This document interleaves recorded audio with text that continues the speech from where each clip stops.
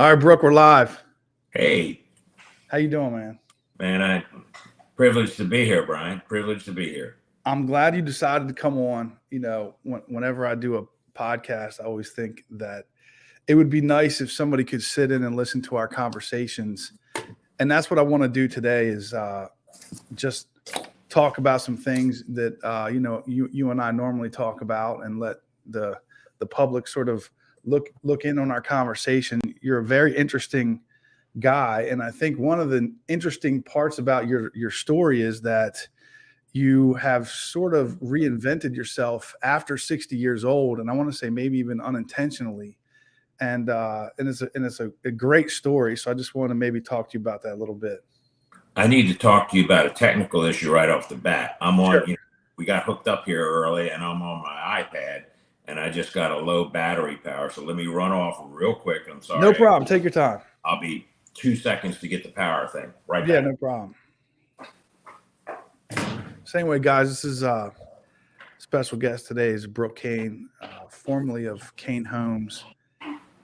If you're watching this broadcast from Calvert County, Brooke might be able to answer this question, but there's probably like a 20% chance you're living in one of the houses that he built over the past, I think Kaine Homes was in business for about 50 years, took it over from his father, and then moved up to Baltimore. And I don't know if he had a lot of grand vision on how things were going to go. I'll let him tell the story, but Okay, I'm almost there, guys. Almost there. Where's the power thing here? Plugged in. There we go.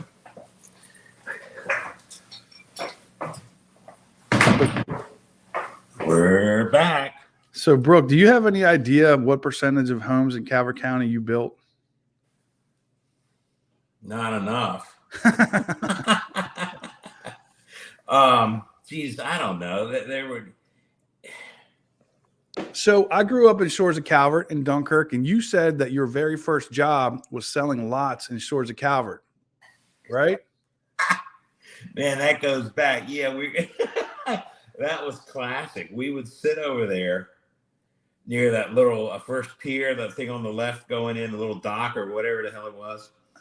And me and this other boy, back then I was smoking Marlboro Reds, and me and a guy named Joe Gobbett would sit in his little VW and drink coffee and smoke Marlboro Reds, waiting for somebody to come in and buy a lot for $99.50. And that was $9,900. I remember when those lots were selling like that. The lakefronts were a little more, but not much. And we were just selling lots. And had a couple builders in there and stuff, but I was working with my dad then, like before I started working with him on the building side. Right. And yeah, cold as hell, rain and snowing. We'd be in his VW, smoking Marlboro Reds and drinking coffee and praying for somebody to come in there. So, Brooke, maybe we'll start with where did you grow up? I know where you grew up. You grew up in Adelina, right? Oh, come on, man! I grew up in Bowens. Bowensville. Yeah, Bowens. And it's on a Google map. That's the only place I've ever seen it on a map. It's actually got its own post office, believe it or not. Okay, it did. Yeah. That's where I grew up down there. Yeah. Weren't many people there then. So what was it like growing up? Because you grew up in like a tobacco farming community. Yeah, it was okay. It was kind of lonely. There weren't that many people around, weren't that many kids around. Right. I wasn't too much into sports, which was a mistake. I should have pushed on that more. Mm-hmm. For the because that was a thing where you got to meet other people. But it was very rural, so you had a short radius until you got your license. Where you could drive your bike. Right. And did you go to private school or public school? I went to private or public school up until the 11th grade. And then I went away up here to St. Paul's, which is Baltimore's loaded with these private schools. It's really a big deal in this city. And I happened to have a chance to go there for the last 2 years. And that really, that was probably the most formative thing that ever happened to me. Okay. So then you at some point your father was a builder. That's what he did for a living, and then you took over that business at some point, right? That was in the early 80s. I got out of college in the early 70s, was a general brokerage real estate associate for 10 years. Did training, managed offices. That's right. You were a real estate agent. You bet. That's right. You bet. So, after 10 years of not doing so well in the real estate world, I said, I'm done. Yeah. And my dad needed some help, literally, because he had retired, but he'd given up on the building business and still had a bunch of lots. And without the building gave you the cash flow to handle the long-term debt on the ground. So if you give up the cash flow of the building business, so I agreed to help him out, and he needed some help, but I was just short time. I was out of real estate, man. I was done after 10 years. I didn't want to see it, but things changed because instead of working for someone like in a general brokerage environment, I was then selling selling houses too. I found a guy to build houses on these lots. And if I could make the deal, in other words, I had control over the deal. Okay. And if you needed to shift the price or throw in this or move a wall, I was literally meeting people because we had no office. He had something in his basement of this big house he had. That didn't make sense. So I'd meet people at the bowling alley. Okay. And I had plans in my trunk. And you put them on the hood of your car? Or? I'm telling you. I know it sounds like BS. It's the absolute truth because you didn't want to take them down the big house. It just didn't work. Right. But I tell you what, it was a whole different thing when I was selling what they weren't really mine, but I had control, and I sold the hell out of houses. I really did. I was surprised. It was a shift because if I didn't want to make the deal, I didn't have to make the deal. But if I wanted to make the deal, I had control enough over the price, over the terms, something. I could make that deal out of the back of that little Rambler car I drove down by the bowling alley. So then when you decided to transition out, one of the conversations we had was, and when to build a neighborhood, well, we had a couple things I think were kind of rolling around in your mind. One was Southern Maryland, Calvert County in particular, isn't super friendly towards new construction. I think that's evidenced by the fact there's no new construction neighborhoods in Calvert County. Oakland Hall had 2 lots left last week, probably doesn't have any today. And then the other thing was when you build a neighborhood, it's a 10 to 15 year process, 10 years to get, breaking ground, and then 5 to build it out. So you said to me, Brian, there's only so many 10-year plans left. And this was right around 60. So talk a little bit. And I think this was 2017, 18. The real estate market wasn't exactly booming for 10 years in a row. From 09 all the way to 19, it was a struggle, right? I left in August of 11. And August of 11. Yeah. 2011? Yeah, I left Calvert County. I moved to Baltimore in August of 2011. That's earlier than I thought it was. And you were running Kaine Homes from Baltimore for a while. Yeah. I was doing some new homes up here, bringing some of the folks up outside in Baltimore County. I was working with another guy to do flips. Yeah. The row house program everybody hears about. But as far as the market was concerned, I was, 11 was not a good year. Okay. 10 was not a good year. 12, 13, 14 were not good years either, by the way. I could not have withstood, financially, 12, 13, 14. If they had been like 11 or 10 and 11, I would not be out on this podcast. But what happened, if you look at the charts of whether it's new home sales or home sales, resales, what have you, and you don't see it then, you're just trying to run and find and fight and do whatever you can to survive. But in 12, it started going up. It did, yeah. At 12, but very slowly. It wasn't like it was ever a boom. It was slowly, but I at least you could get above the water, man. And I was scuba diving and running out of air. Yeah, and we'll talk about that in 1 second. But just to kind of talk about that, the 2012 and things for builders, like one of the reasons why house prices have maintained after if you wrote a book and said everything that'll kill a housing market, high interest rates, inflation, bad economy, political chaos, whatever, like everything should have hurt, but house prices have gone up. Pandemic, I forgot the major one, freaking pandemic, right?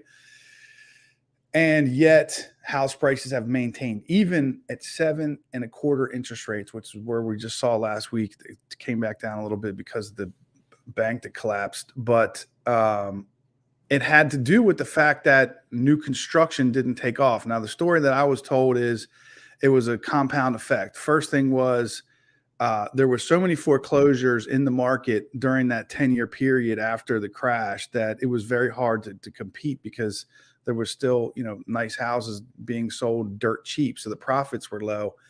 The other thing was the millennials were not, because if you look at a trajectory of when people get married and have kids starting in like the 60s, 70s, 80s, 90s, it keeps going farther and farther up. And millennials, there was like an even farther gap than normal. And they didn't get married, they didn't have kids, and they didn't buy houses. And there was a student loan debt was sort of part of that as well. But there was an abnormally long gap where people are coming into the market that wasn't there, that sort of delayed the build. And then because of that long gap, a lot of builders went out of business or they just stopped building because, these projects take a long time to string together. And there wasn't the normal input output where there was houses being built. It's like they stopped building houses for a period of time. And then now the demand then kicked in when they dropped interest rates to 3% and the millennials all decided to have babies and then let's go ahead and get married. Let's go buy a house. They flooded the market, and then 3% interest rates flooded the market. In between all those things, we have this demand. But I think a lot of that does go back to the fact that builders didn't build a lot of houses in the 2000 teens. Is that your understanding? Is that what I think that in certain areas they did. Okay, if you look at a macro situation, in Maryland they couldn't. It wasn't that they didn't want to or the demand wasn't there. Calvert County's in a moratorium, and the state is moving in that direction as well. Mm-hmm. So I talked to some of the engineers up this way, are good friends that do large projects. And hell, man, they're doing Delaware, they're doing Virginia, they're doing Carolinas, and they have offices down there. They've spread out because in Maryland, there's just not enough, not enough. The regulations are such, it's almost like a moratorium in the whole state. Calvert, it might be one of the leading areas that is in a moratorium type. And I want to move off this, but I just want to finish up on it. And I think part of that is to do with the septics, right? They want everyone to build sewers now, and sewer systems cost $2 to $4 to $10 million, right? That's part of it. That you can hide behind that. You can hide behind whatever, the environmental side of it, the infrastructure side. There are a lot of things you can hide behind. Mm-hmm. Okay, the fact is we've got a strong negative growth outlook here in Maryland and in Calvert. It's so when you say negative growth outlook, you're saying people don't want they don't want more people here. Exactly. And one of the other things that this is the last thing I'll say about it, is when you look at the different areas that are expanding around the country, they're new areas, right? DC is an old area. People have lived here. If you do a satellite Earth image starting in DC and zoom out, there's not a lot of places to build houses right around DC. But then you get out into the suburbs, and those people lived out there because they didn't want to live in the congestion, and now they are forcefully preventing, new construction because they don't want the traffic and they don't want that lifestyle.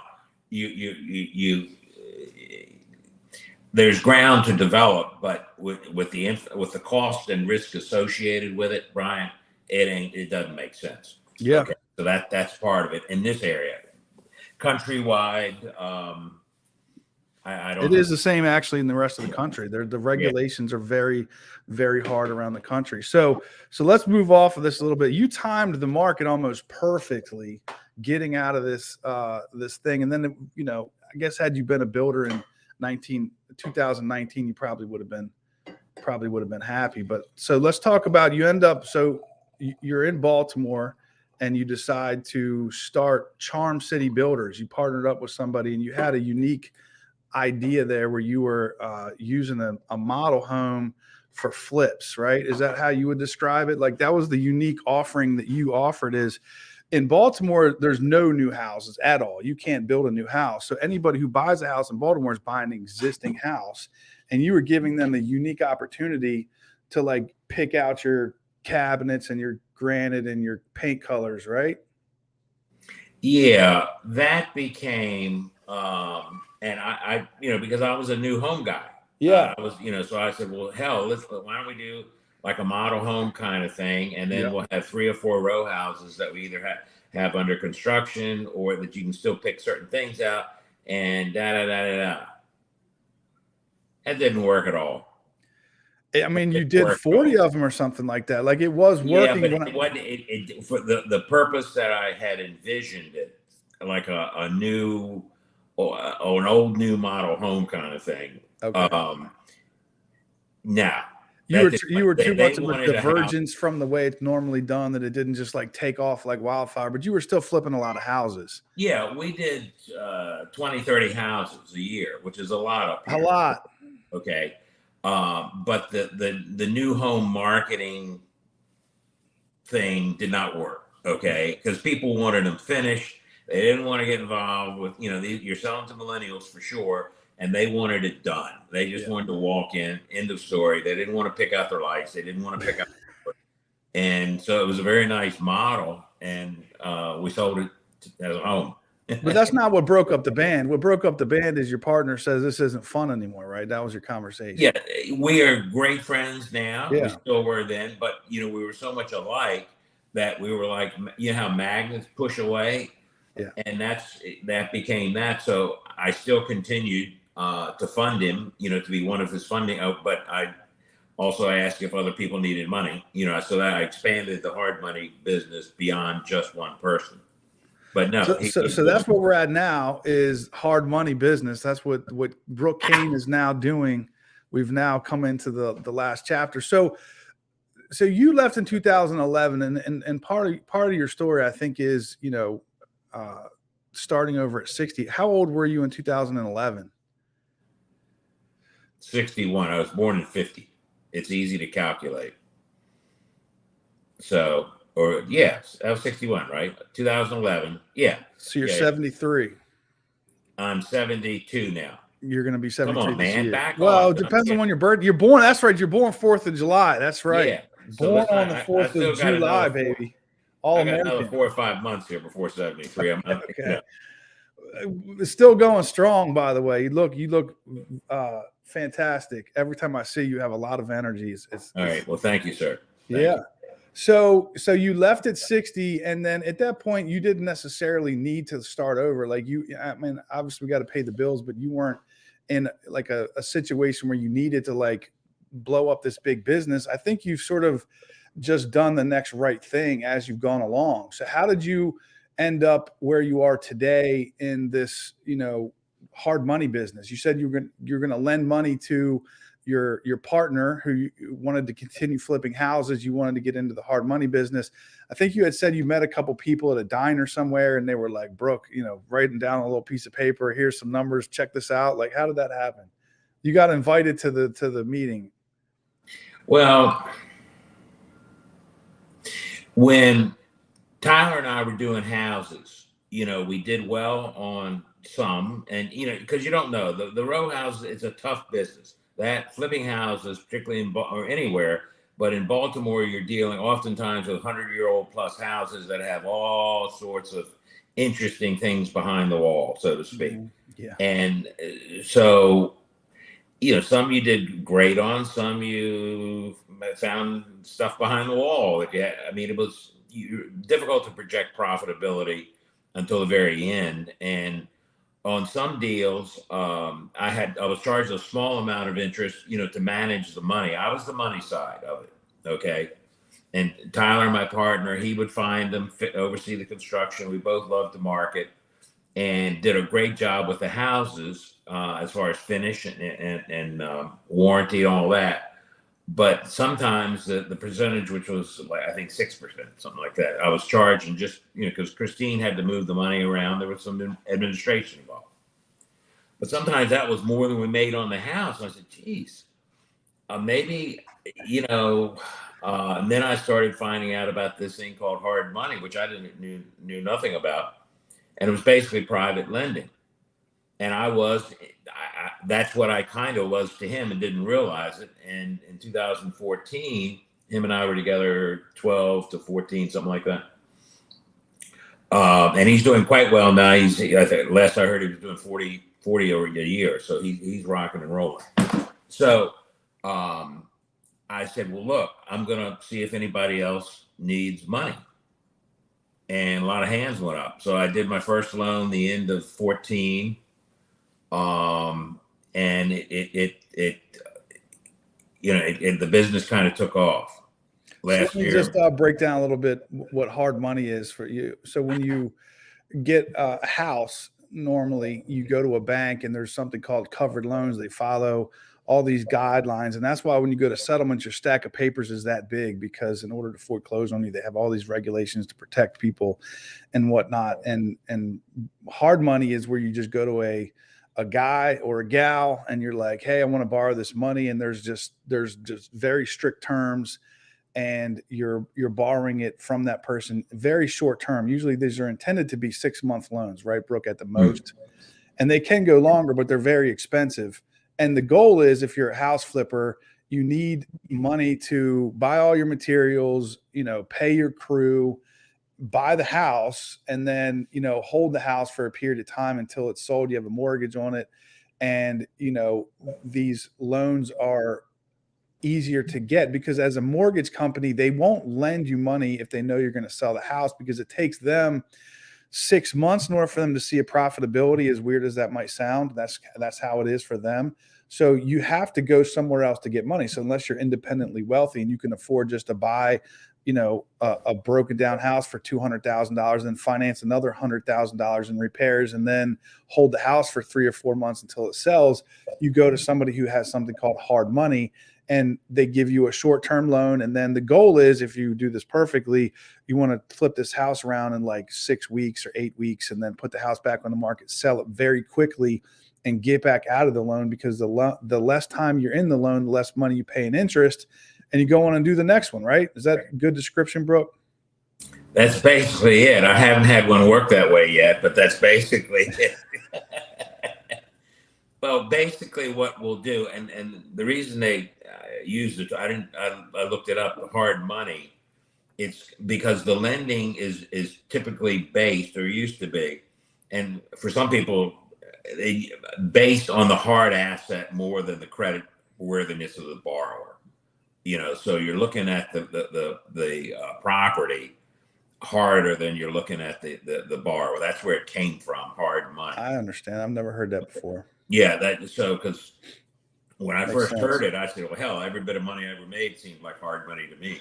But that's where it comes from. But we vet the borrower, the deal, the history of that organization that we're lending to. So we're not a bank, but we vet very deeply to make sure that we're not making bad loans. But what the borrowers are basically paying for is speed and consistency. Okay, you can't, even if you could get the money from a bank, by the time you need to make a decision on these deals, the bank would be forever and you'd lose. These people need to move money quickly and have access to capital quickly so they can make a decision. That makes sense, because when you're doing a flip, right, a lot of times you're talking to a homeowner who doesn't want to list with the realtor, and they want the money. You see these guys, buy your house cash, 48 hours, 72 hours. So they need access to $150,000 in cash by tomorrow. That's not anything you can do unless you're Bill Gates. Yeah, right? The normal settlements up here are like 2 weeks. I mean, like, why can't we make it a month? But no, right. It's historically, everybody wants to settle in 2 weeks. So banks can't look at that. So, and some of the people, would they qualify for a bank loan? A lot of them would. Most of our borrowers, had 700 plus credit scores. have history, have capital, but they're paying for speed. That's what they pay for, is the movement of that money, without a whole lot of committee approvals and all the other stuff that banks bring to the table. We're basically private lenders, okay, and we loan into that small residential property space. We don't do commercial, we don't do industrial, and we're just, our average loan amount's about $210,000. Okay, and just to kind of give some kind of an idea, and then we're not here selling hard money loans. We're just kind of talking about your deal. How many of them are you doing? Last year we funded 182 deals. Wow. Okay, right now we have 91 deals on the street, across 41 borrowers. 67 of those, or 67 are rentals. We're popular in the rentals, where we get refinanced out with a long-term loan because we have rentals and we believe in that product line. And the other, 30% is, flip loans, where people fix them up. All right, now I want to talk about how you go about doing this, because I think this one is almost as fascinating as the rest of it. Is you basically sit in the back of a restaurant called Di Pasquale's and you invite people to eat lunch with you. And it's like going to meet the Godfather. You have to go in, you sit down, and there's like this, like describe this whole thing, Brooke, because it's like an experience. Like you go there, and I'll just tell you, like Brooke's already at the restaurant. He invites you up, and then you come in. He knows the owner of this place, probably eaten there 5,000 times.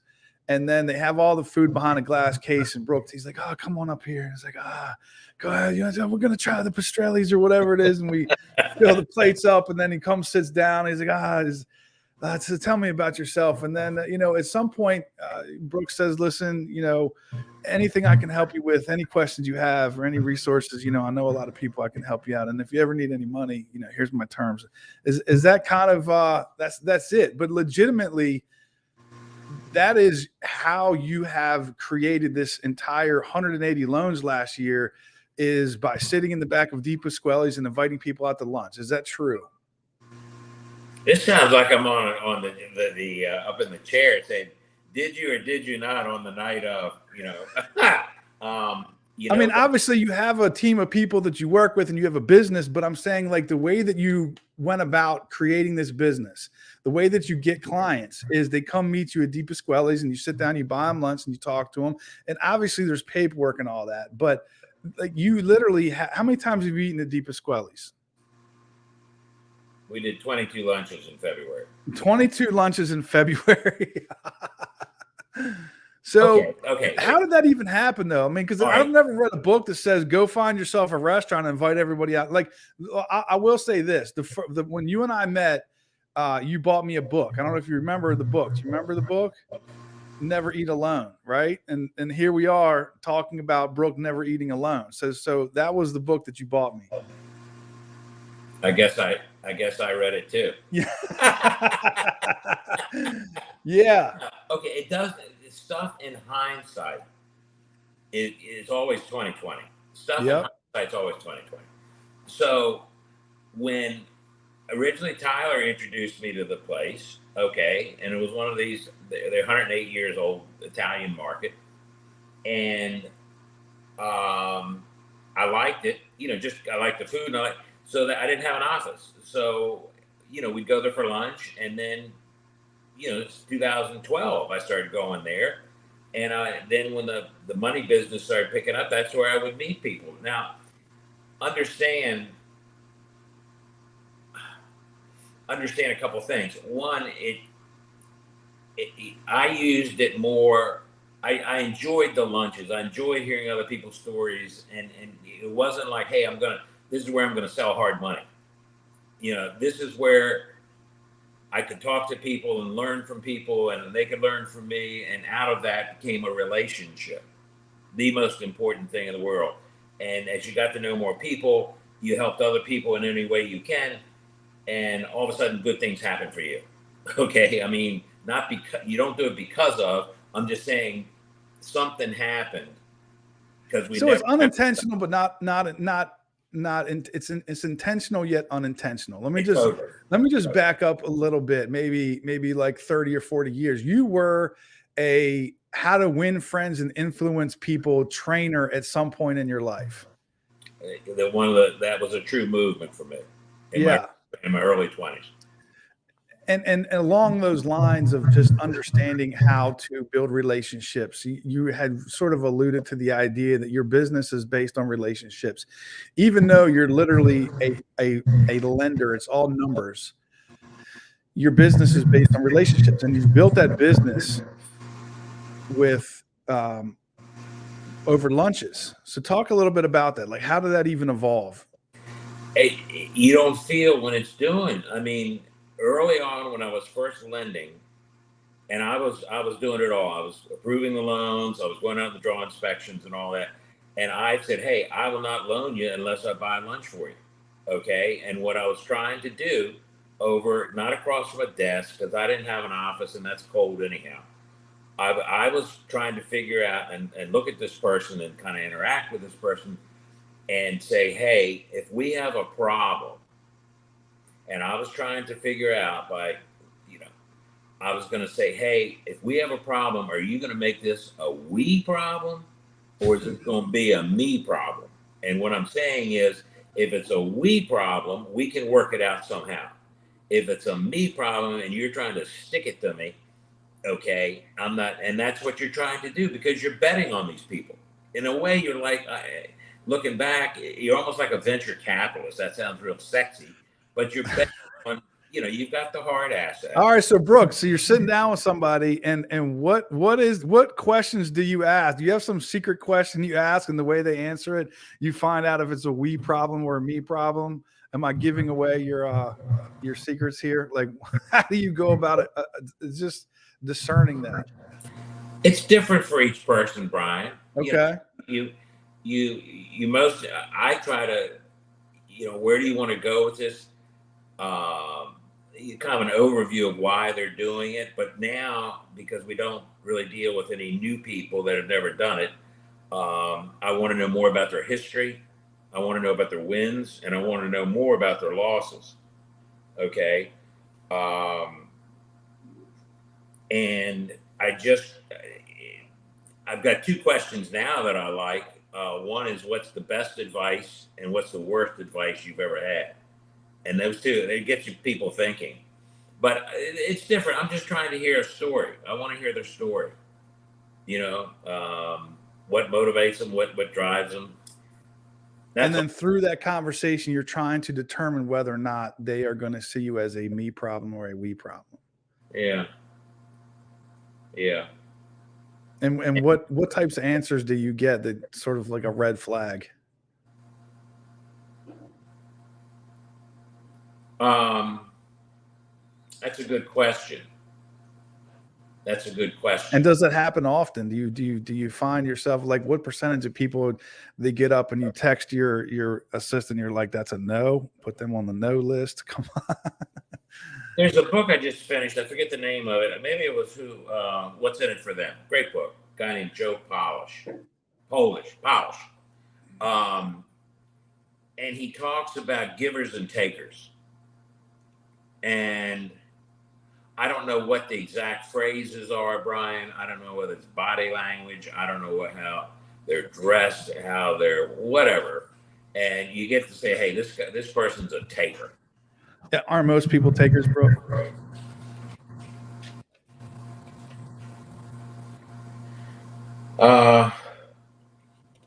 I try to surround myself with as many givers as I can. Okay.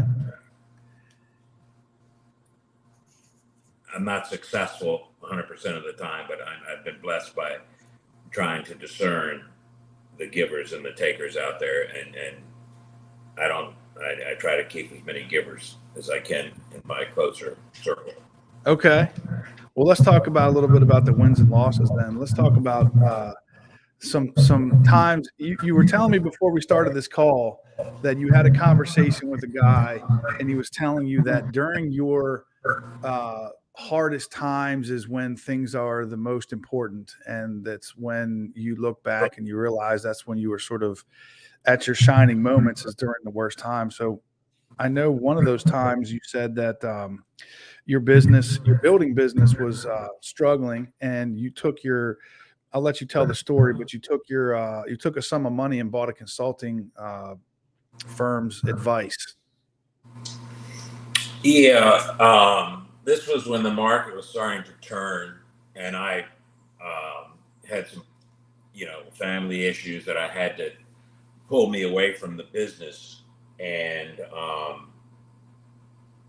I noticed, for about a year, and I noticed that we were experiencing turnover. We were experiencing, I hate turnover. That always tells me that there's a problem somewhere. And when I got back in it after the storm had passed in '06, it just didn't feel right. And I said, I don't know. And we weren't in real bad times. We were heading into them, but we still had some. '06 was still a Cinderella year. And I said, I found a consultant through an insurance guy, whatever. And the guy literally came in. Had I kept my administrative staff and leadership team the way it was, I would have been in trouble. And this guy came in and literally saved my business. He still consults with me to this day. I talked to him last week. So the way I remember you telling the story, you had an immediate shakeup where you moved key players around immediately. He gave us a book, and at that time we had like 22 people. Things were cooking. You could buy your own carpenters. I mean, it was like way overstaffed, but the money was stupid then. He gave us a book called The 5 Dysfunctions of a Team. Okay. And I'm telling you, you read the book, everybody read the book, the leadership team, like 6, 7 people read the book. And it quickly identified that my CFO was the problem. Okay. It was even worse because he was my best friend. Okay. It was all muddy. And he knew all the numbers, and certainly he grew the business and organized the business. He was with me 10 years. He said, hey, and the consultant probably knew it the first time he met everybody. And you got to take it. So he came in February, and I made that decision in June. I tried to get the guy to see his problems, to try to fix his problems, to try to be someone else he wasn't, and he could not do it. It was just not in his personality to do it. Mm-hmm. And it was one of the hardest decisions I ever made in my life. And that was another thing I want to talk to you about, is because the other thing that I know about you is making some hard decisions with people. But one of the things that consulting firm did for you, and it taught you, was that before you ever hire anybody, give them a personality profile, a DISC assessment. I've used DISC recently. I've used another one that we used at that time, and still in business, called the what's the name? It starts with a K. It's the same similar idea, though. It's a personality. Yeah, it's another assessment. And what the objective is not to make somebody bad or wrong, but you put the wrong personality in the wrong spot, it just can't work. And for me, that assessment, because all my life I had been feeling terrible because I didn't know numbers, spreadsheets. It wasn't my. And I said, Jesus, man, you should know this in a business. And this thing said, look, no, you shouldn't. That's not who you are. You're basically a sales guy. Okay, that's your highest and best use. It's coming up with ideas and those things. You're not a numbers guy. And it gave me a lot of confidence that, okay, I'm not just stupid, right? I couldn't. So the point being is, it allows you to put people in the right spots, and it's been invaluable. Both DISC and this other one I'll think of in a minute. Yeah, I found the same result. I had the same responses when I took the assessment. I felt a lot better about my shortcomings. That was like one of the main feedbacks, was that it was like a lot. You and I have somewhat similar personalities in certain areas where strengths and weaknesses, and we're not good get in the weeds and long-term like, doing the mundane tasks, but there are people, and you said this to me, there's people that would never want to get on a sales call, would never want to get in front of somebody and have to give a presentation, and they like to sit behind the scenes and do administrative work. And then there's some people that would feel like they would die. Their soul would be crushed if they had to do spreadsheets all day. Okay, that exam, or not exam, not exam. The profile I was referring to is called Colby, Kolbe, and it's great, very quick. Same as this, right? Yeah. But for everything you hate to do, there's somebody else that's just dying to do it. And that was a concept that was foreign to me. Okay, until I went through that profile, like, whoa, that person really likes what they do. I would hate to do that. And they, in turn, look, like you just said, Brian, they look at what we do and they go, ugh. So it's a matter of putting the right person in the right spot, because you'll never be able to pay them enough to make it fun if they don't like it. Yeah. So another thing that I've known about you is you've had to make some hard personnel decisions over the years, and I'm struggling with that myself. Could you talk a little bit about that? Like, I know you've had to, when you change positions, you had to like remove staff or move staff around. You've had to hire and fire a lot of different people, including myself. Talk about that a little bit. It's never easy. You want to do it on Friday afternoon late, make it quick and walk out. If it's a high level person, have someone else in the room to witness it with you. It's never easy, man. You're hard, especially with people. If you got a small staff, it's very intimate. Okay, when we closed the business in Calvert in 18, you had to have, we had people that had been with me forever. I mean, forever, and you were disrupting their lives because you only could keep two as we move forward. Yep. They had some inkling when you're running out of lots that no mas here, where it's about over, but still, that was a really tough day. There was a lot of emotion. But it seems like you have the fortitude to make those decisions and be decisive about it. I'm not sure if you're getting feedback, but it seems like I'm hearing feedback on this mic. Are you hearing that muffled sound? No. Like an echo? Same way, it seems like you've had the fortitude to make those decisions. And I've noticed it when I've observed you before, where you've had to, let go of people that are very close to you. And I know it does personally, bother you, but you've been able to be decisive about it. And like, what is it in your mind that makes that decision? Like, this has to happen, and let's just cut the cord and let's just move on. Like, how do you do that? Because to me, it's a struggle. I picture my family and them.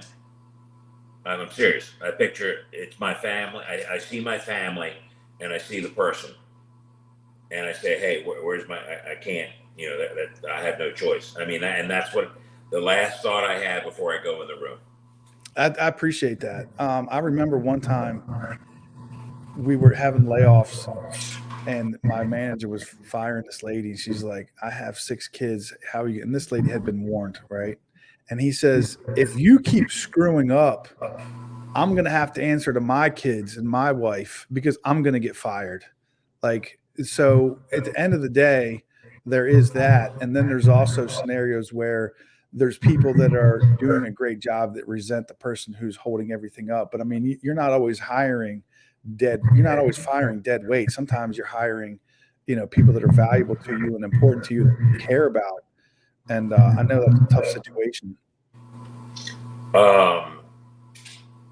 It's never easy. It's never easy. But when you get the right group of people or person or what have you, like I say, I work with 3 very, very high-powered ladies, and they work very well together, and I just have to get out of their way and I have to listen. to them. And but it's this is over a course of years. I mean, Yeah. It's hard to know. But the right group of people, you can do amazing things with, and each one of them does different things. And then when I think about your situation, that is one of the things that I think about quite a bit. Like, one of the things that made Kaine Homes different was you worked with the same contractors throughout all of your neighborhoods. Whereas most builders, they go in, they'll sub out either the neighborhood or each individual house, and you were working with the same people. And also your core group of people were people that you carried with you for a long period of time. You weren't just hiring people in and out of there. It was kind of like this close knit group. And it did feel like family. And that's something I've been able to observe. You're also somebody who I think is in touch with your own shadow. Like, you're very transparent about your weaknesses and your strengths and your challenges. And, I think you're willing to look at the hard truths about things and to be rigorously honest about what may or may not be happening, instead of trying to sugarcoat it and always having this, you know, story that people always tell themselves. It's always out of pride or out of, unwilling to be harsh with themselves. How do you feel about that analysis or observation?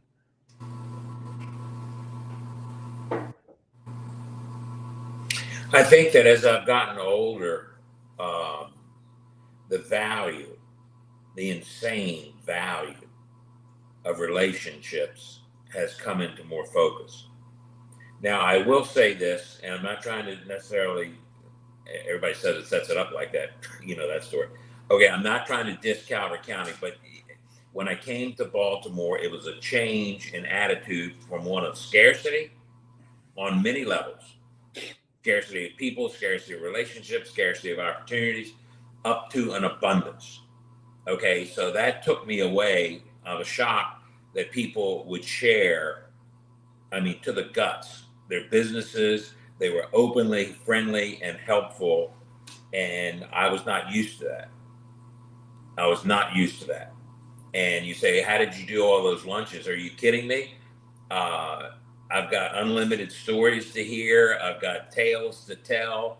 And out of that, you create ideas. And out of that, maybe there's a money deal in there. I don't know what, but it's just great. And there's an abundance of stories and sharing up here. It's a different attitude. There's more opportunity.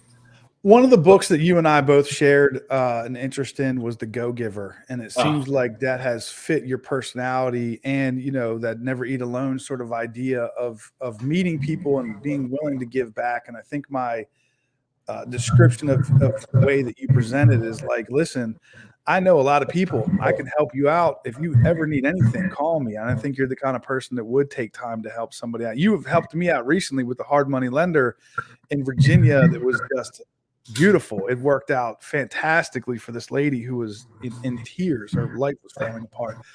But talk about the go-giver mentality a little bit. And sort of, you said that when you were in Calvert County, like you said, there was a scarcity mentality. Everybody's sort of, trying to hold on to what they have. There's not a growth mindset here. There's not a business friendly environment. And when you got up there, you said there's people that just want to do business. They want to give you money. They want to make money together, and they're happy to do business.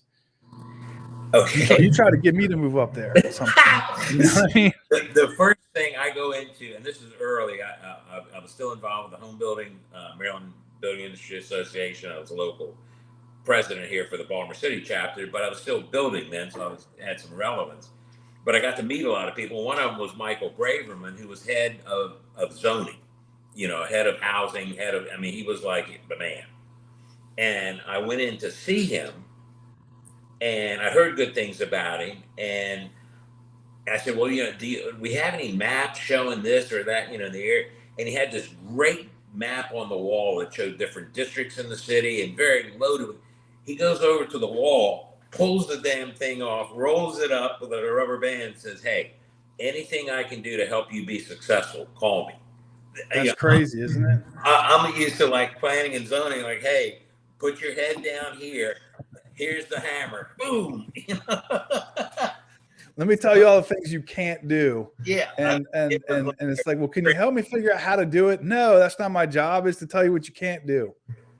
So take it from there. So everything else kind of evolved out of being aware of relationships, and that's what the lunches, I think they did. I mean, it's a fun place to sit down and have lunch with. I mean, gee, who doesn't like that, right? And I like it, and that's where I go. And looking back, could you say that the lunches grew the business? They grew relationships, and relationships grew the business, because somebody called us a couple months ago and said, "Hey, your website's down." And you go, "Ooh." We didn't even know. I mean, because we don't advertise, we don't do social marketing or social media stuff.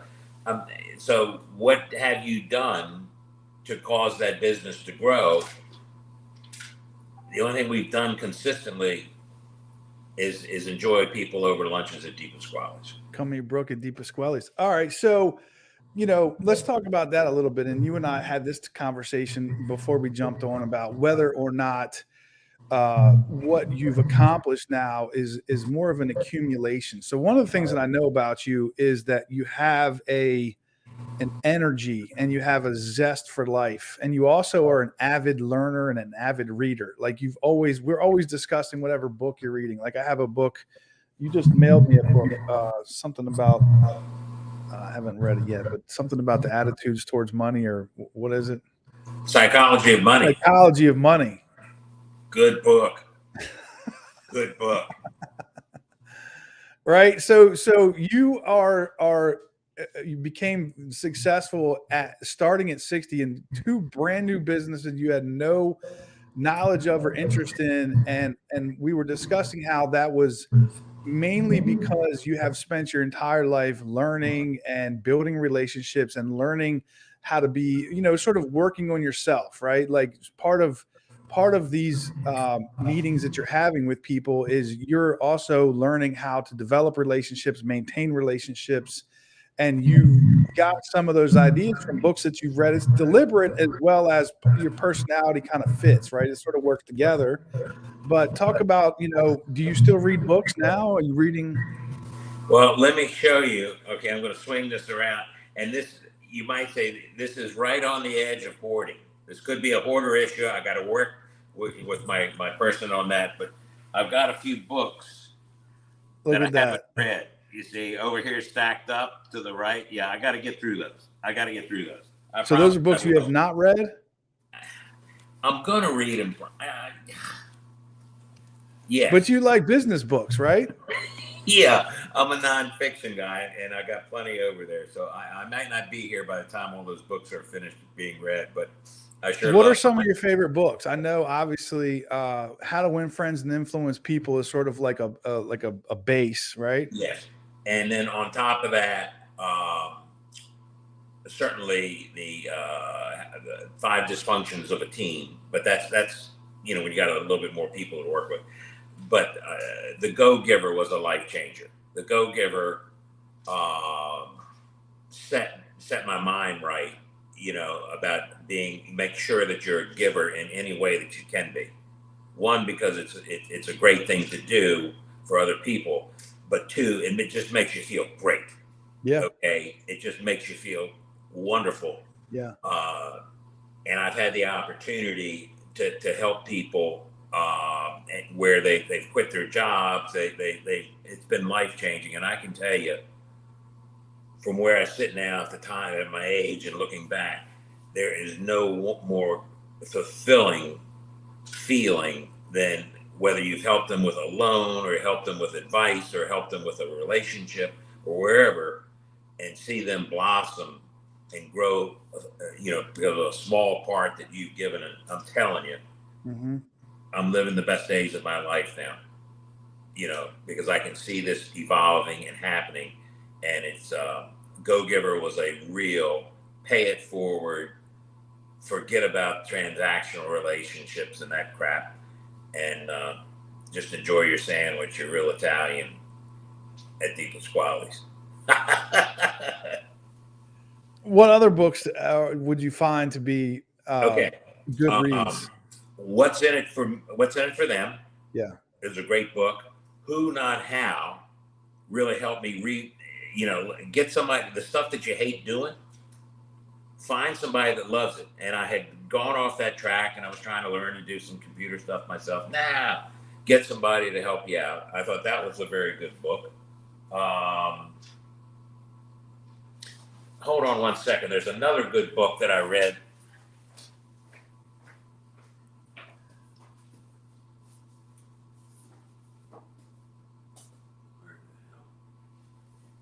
Brooke's always telling me about the book that he's reading right now. And he's very excited about it, which is what This makes is Brooke a great book. I don't know if you've heard of this guy, Jay Scott. I've met him before. This is a super book. Okay. Real Estate by the Numbers. And this guy has broken it down. He really knows, very detailed. And what's the lesson I need to hear out of that? I'm in that business. It'll show you how the numbers work on a deal, whether it's a syndication. It's a great book to read. And this is more about buying real estate, not about like transacting real estate. Yes. It's more about investing in real estate, but there's no BS in here. And the numbers it's sophisticated, yet easy to understand, but it's about real estate investing. Sorry. You're good. So let's talk about like the mechanics of this relationship building, because you've obviously read a million books about it and you've been implementing it on a high level. You've built a huge business based off of it. You meet somebody for lunch. How does the mechanics of it work? Do you send them a handwritten note? Do you buy them a book? Do you call them the day before? Like what's the mechanics of it? All right. I religiously believe in note cards. Okay. I think it's impossible. And are you selling? Are you transactional in a relationship? No, it's just a nice thing to do. I mean, when somebody takes the time to write you a card, it's hard to hate them. Yeah, no, you sent me a couple. I appreciate it. Yeah, you sent like sending a couple with a book is usually fantastic. Yeah. So I'm back into giving out the Go Giver. They've got a little small, thin version of it now, so it's not because that means a lot to people. And so I'll have lunch. You get their information. I mean, these are people that have some relationship or maybe not, but I've invited them. Now I'll tell you what's revolutionized my lunch business. It's not a business, but the organizing the lunches it's like Calendly. There's several programs out there that set the appointments up. You send a link, and I found on Microsoft Office 365 called Bookings. And I'll tell you what, it's the same thing. You send a link, they pick the time that's suitable for them. It shows up as an email. It goes right on your calendar. It has revolutionized the easy part of doing lunches, okay? Or whatever appointments, whatever you do. For me, and I was afraid to do it because I didn't want people to feel that they were, objectified or whatever. But it's like, call people and set up some time and we'll get together. You're just sort of shoving them off. Like, click my link. If you want to come meet the Godfather, you got to jump through my little hoops. Yeah. I thought all those thoughts came through. But I'm telling you, I've had people call me and say, man, this is great. Yeah, it's 2023. It works good because then they can match it up against their calendar. Instead of trying to do it over the phone, they can look and see, and then they can pick a time. And then it reminds them of the appointment. So does somebody have to meet a certain criteria in order to eat lunch with Brooke? Like, how does this, what do you have to do how do you get the link? I often, I go back a lot to people I've met before, the repetitive lunches. Okay. So my lunches are all not new people. I like new people because they're interesting and they get different stories, right? Right. But, what's a rotation like? We doing lunch once every year, every other year? Depends on who it is. You and I do lunch like once a year. Yeah. Yeah. I mean, and this makes it easier, but it's fun. It is. It's fun. I'm not, that one book, Joe Polish says ELF, that it's easy, lucrative, and fun. If it's not those things, if the person is not easy, lucrative, and fun, then forget it, because they're going to be takers. And So does this feel like a natural, some like take Joe Rogan, for instance, if you ever listen to him, the way he books his podcast with whoever he feels like talking to, and then he just calls them up and invites them in. There's no formal, like, we need to meet with more builders. We need to meet with more so is it just like very organic for you? You wake up one day, you're like, let's go. I want to go and meet Dave. I haven't talked to him in a while. You text Dave, hey man, let's do lunch again. Or because at one point you had somebody driving around town looking for construction sites, and they would pass out your card and say, hey, come eat lunch with Brooke. And then you would meet people that way. Are we still doing that? Or no, not most of my lunches would be with people that I have relationships with, and then new people. They would still be within the Baltimore real estate world. They've got some connection to it. Okay, generally. I meet with a reporter, Jack Bologna, from the Baltimore Sun. He's in the real estate thing. He had a thing on the front page yesterday. So I get to know him, and he refers me to other people. I don't have a clear definition, but I would say generally, Brian, I'm meeting with people that have some connection with the Baltimore real estate industry, and primarily in the residential sector, not industrial commercial. And if this is a new person, what is the incentive to meet Brooke? Like, how do you even propose this idea? Like, why am I going to take 2 hours out of my Tuesday to come meet with you? What do you say? This is more of like on a technical level. Like, I'm sure some of these people you wanted to meet, you wanted to build a relationship with, they weren't all coming to you for money, right? No. I cold called a local builder the other day. Okay, I had information on. We researched and knew that he had a bunch of rentals in the same place we have a bunch of rentals, so I could talk to rental game. Would I take a loan from him? Yeah, but he's got his own lender's house. He's got like 36 rentals, in this area. But we've got quite a few. And we started talking rentals, and I said, hey, and he sounded interesting. He sounded like a decent guy. Okay, I said, hey, how about if I buy you lunch one day? I'd really like to meet you. Boom.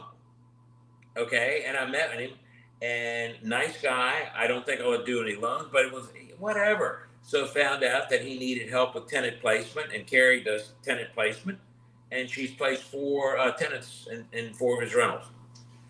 So I don't think we'll have lunch again, because he's an interesting person and he's doing well. We'll talk to Dundalk Rentals. So you did 22 lunches last month. There was a time where you're probably doing double that, right? No, I do. What I primarily do, it sounds like a job all of a sudden, but it's like 2 a days for 4 days a week. 2 lunches a day. I can't quite hit that. I try not to work on Fridays, and right. So it's usually 2 a days. And you can't do that every day, Yeah, people cancel, and you have stuff going on. Yeah, but it's been a lot easier with that link thing. All right. Well, something you said earlier in this conversation was that you said somebody asked you, or you asked people, what is the best advice and worst advice you've ever had? What's the worst advice you've ever had, and then maybe taken? I get to ask the questions. No fair.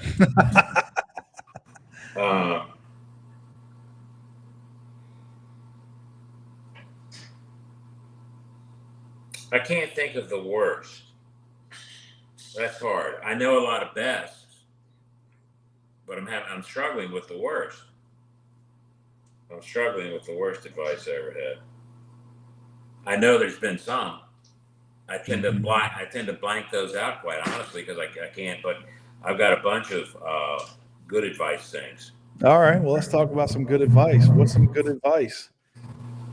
I partnered with a great builder and a great business guy, Denny Murray. He's passed, but him and I were good friends. We did deals together, and he was kind of a mentor. I mean, you look back and you say, wow, I didn't have any mentors. Yeah, you did, and these were people, and he taught me a lot. One of the best things he ever taught me was, and I saw it happen, was the power of cash. Okay, and what that means is that if you have cash, not credit, forget credit. I'm talking about cash in the bank. You can go down and write a check, whatever. That I have found over the years, it was difficult to do that in the building business because you were always strung out on the ground, on debt on the ground because you needed lots, right? Mm-hmm. But cash, I have found, is the value of cash is greater than the amount of it. By that, I mean, if you're sitting on a pile of cash, Mm-hmm. it's much stronger than the actual amount, okay, in terms of the power, the leverage, the ability to deal. And I saw him, he always had cash. So in the down markets, he could go in and buy deals because he could go to the landowner, I'm thinking, primarily development deals, and he could boom, he'd close them up, he could bring that big mountain of cash there, and I don't want to hear about credit. I don't want to hear about a bank. He had that cash, and I've always remembered that. And I can tell you, he was right. So that was a great piece of advice. Okay. What else did he tell me? Always have a business for the write-offs. Always have some kind of business. Because he sold his business, everything. And so all of his bills, all of his expenses that he was running through the business now have to be paid with after-tax dollars. He said that was a mistake. Right. He should have kept some kind of business that he could run some expenses through. So that was a great lesson.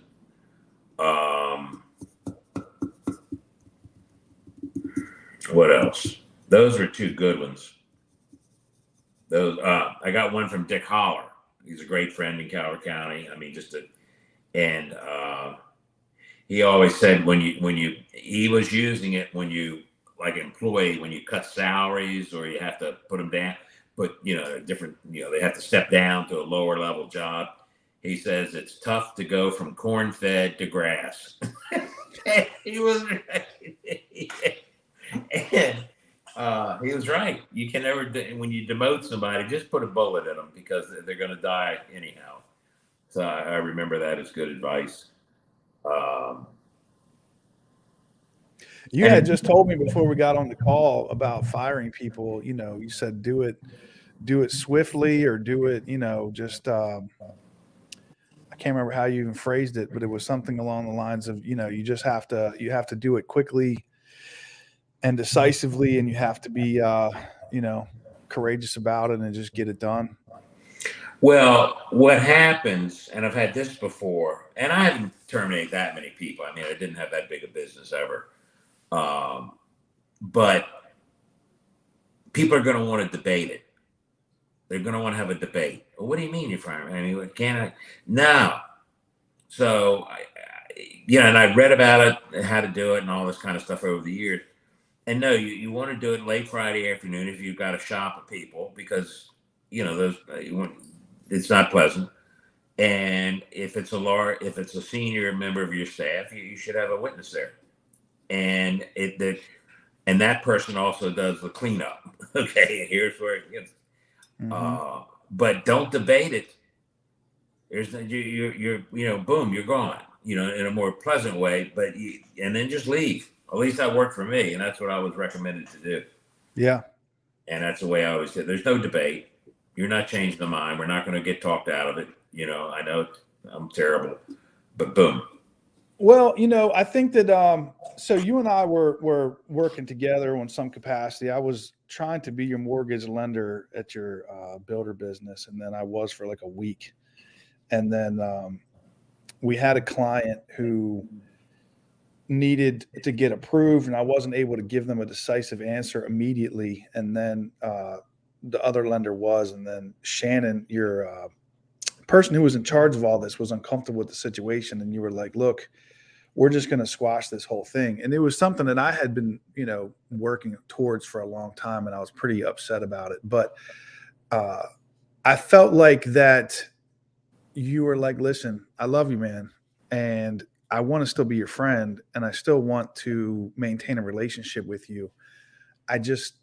We can't do this anymore. And I think, in many situations, myself or others might have struggled with resentment around that situation, but I was able to get past it because I felt like I knew who you were personally. And I felt like you were making a business decision based on, I think the principle at the time was the person that you put in charge of that part of your business asked you to do something, and maybe you wouldn't have been your choice, but you had to back her up. And that's actually what you said at the time. Like, I have to back this person up, even if I don't want to hear the details. I don't really care. This is her call. I'm giving her the authority to make the decision, but I'm going to be the one to deliver the news.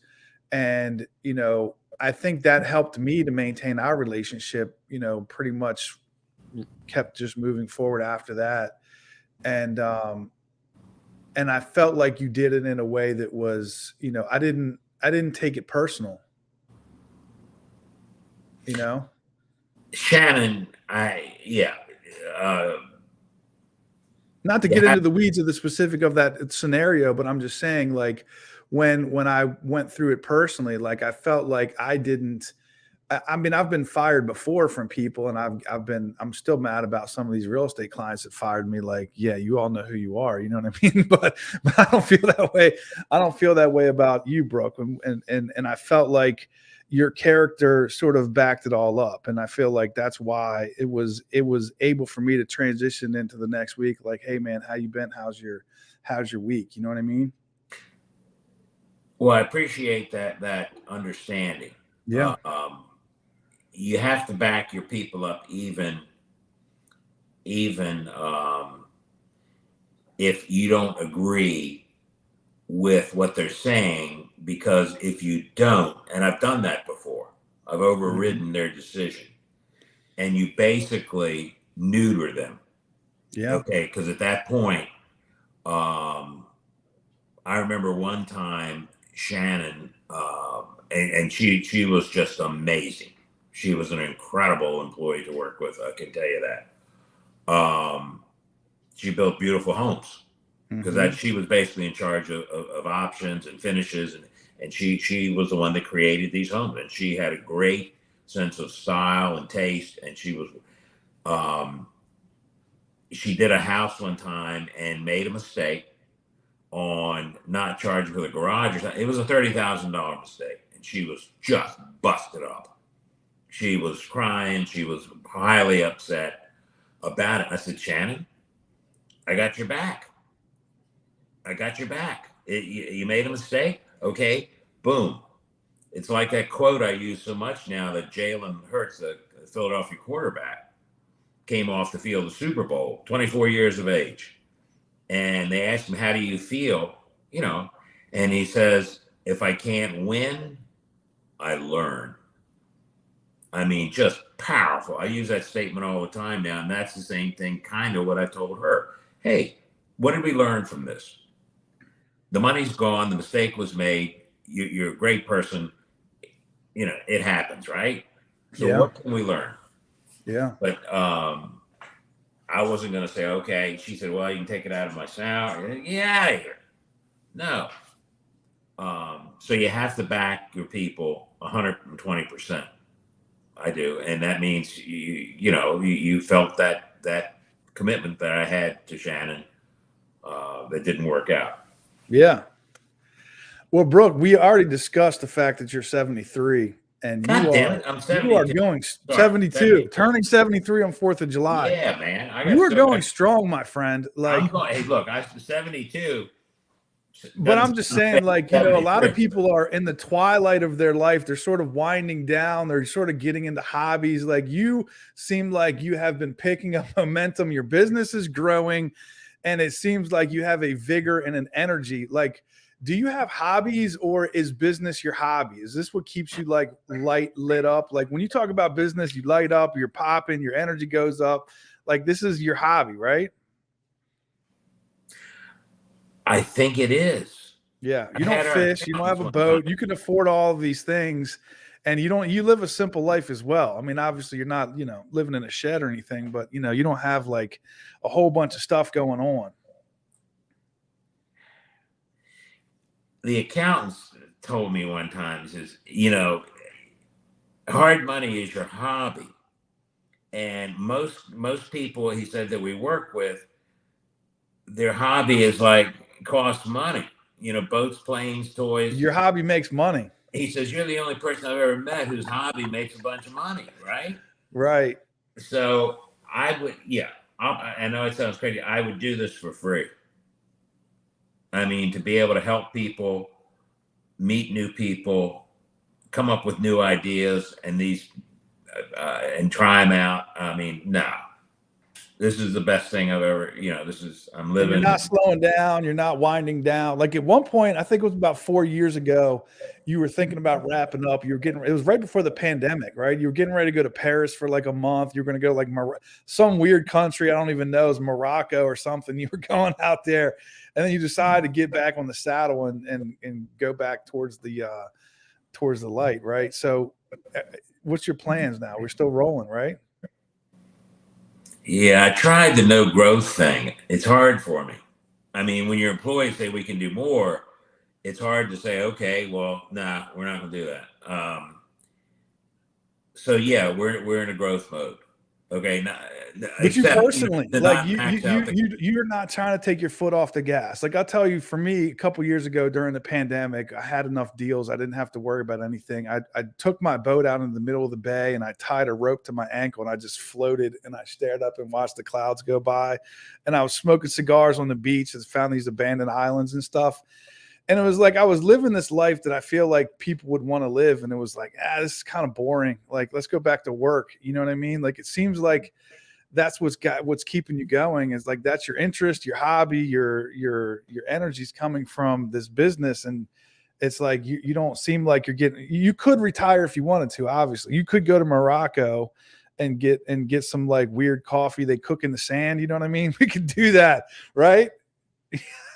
It's more fun to have lunches at Deep Pasquale's. Okay. For me at this point, we travel. Okay. And so that's still there, but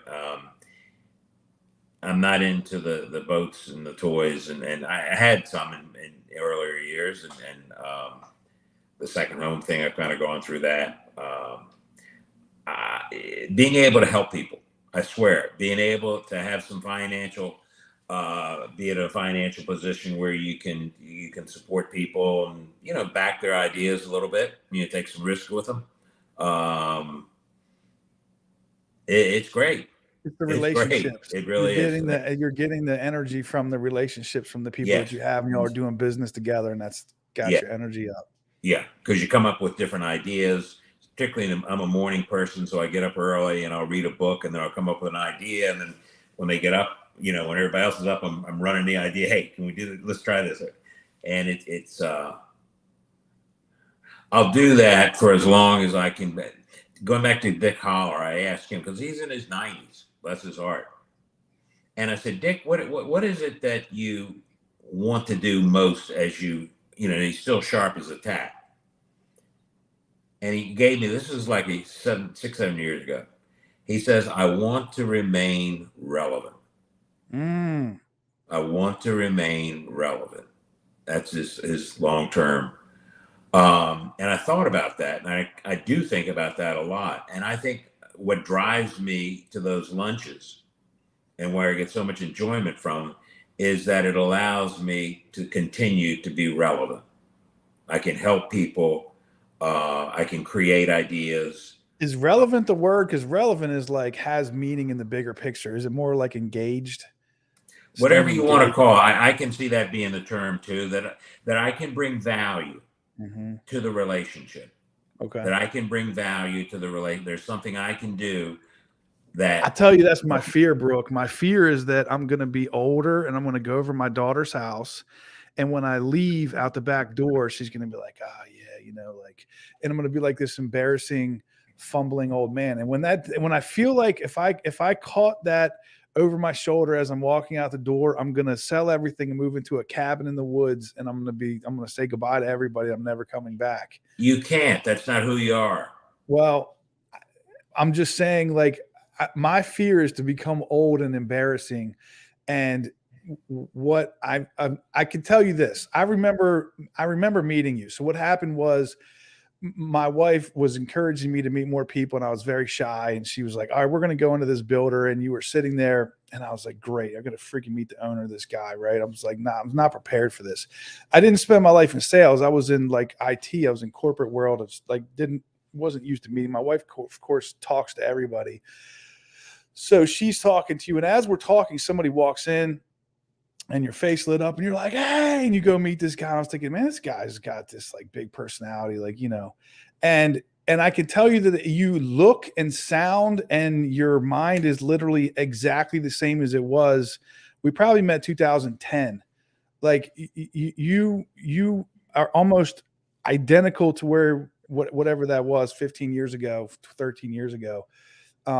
And you seem like you are just as vigorous as ever. And it's because you are still engaged in life. You are still looking forward to tomorrow. One of the things you told me one time was, unlike most people, you and I think tomorrow is going to be better than today. And that was profound, because we were talking about the people in West Baltimore. And you said that they don't have any hope for the future. But you said a lot of people in life, they don't have a lot of hope for the future, because we're self-employed, because we have ideas, and because we plan on doing big things in the future. We're always looking forward to tomorrow being better than today. And it seems like you still have that perspective that tomorrow is going to be better than today. Not every day, but fortunately, I've had some good days, you know, and I work with people that we're kind of helping get jump started in the hard money business, because I believe so much in it. And several of those people have quit their jobs, you know, kind of, you know, to devote full time, because they're running really well with it. And what they see, which is fun, they see that, hey, if I keep my nose to the grindstone, stay away from shiny objects, just keep doing this boring business, because basically it's the same thing over and over, I can become, you know, by the time most of these folks are in their early 40s, kid, car, house, wife, I can see where I can, you know, by the 10, 15 years, if I keep this up, I can become wealthy, independently, I'm not worried yes, about the price of gas yes, any longer. whatever you want to call it. Mm-hmm. You don't have to go in today or next week, mm-hmm. or the week after. But you've been in that position for a long time, and you're like accelerating at 72. Looking forward to tomorrow. This happened much later in my life. Okay. You know, I haven't been in this position all my life. Mm-hmm. Okay. The last 5, 6 years, you know, since the hard money business coupled with the rentals that we have, we've got 121 of those that were bought looking back at the right time. You don't know it when you're buying them. They just, you know, made sense. But you look back now, and they just, you know, you can't get one because everybody discovered the place. But you don't know that at the time. Between those two things, then the hard money business, we've been very fortunate. But for most of my career, while we did okay, you know, you still had that ground out there that frightened you every time the market changed, because you couldn't get out of it. I always use the analogy. It's like that movie where they had Blackbeard and they stuck him in the sand with his head and waited for the tide to come in. That's the way it was in home building, man. You're waiting, because the ground, you can't get rid of it. And I So just see your here, head just sitting, popping up out of the sand. Just oh, the water keeps splashing in your mouth. man, you start tasting salt and you're goner. And the business that we're in now, it doesn't have that kind of risk, and it's a lot of cash involved. So it's a much better business. But where I am now happened last 5 or 6 years, 6, 7 years. But it's All right. cute Well, with it. it does seem like you're still looking forward till tomorrow. You're looking forward to what's going to happen in 2023, 2024. You're looking forward to the future without like an end game, and you're looking forward to life.